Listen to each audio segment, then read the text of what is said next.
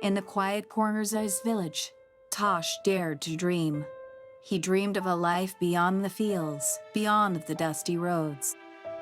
With hope in his heart and his family's prayers behind him, he set off for the city, a place he had only heard of in stories.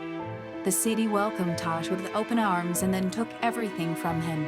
His dreams, once so full of hope, were stolen in an instant.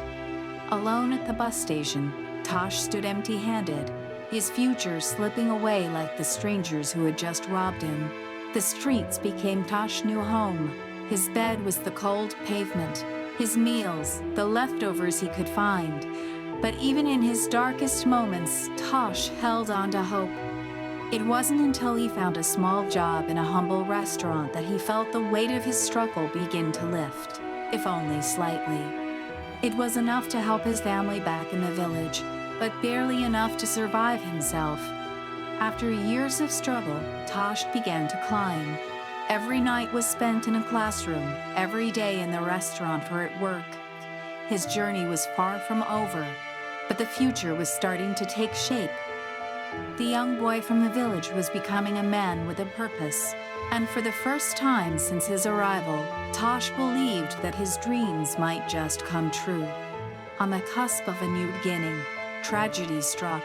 A moment's inattention, a speeding bus, and Tosh's journey came to an end. He had survived the city's cruelty, but he couldn't escape fate.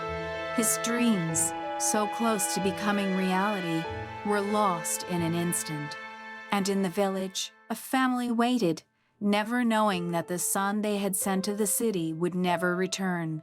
Tosh's journey to the city was one of hope, struggle, and tragedy. His family, who had once pinned their dreams on his success, were left with only the echo of his promise. His life, like so many others, was a journey to nowhere, a dream cut short by the harshness of the world.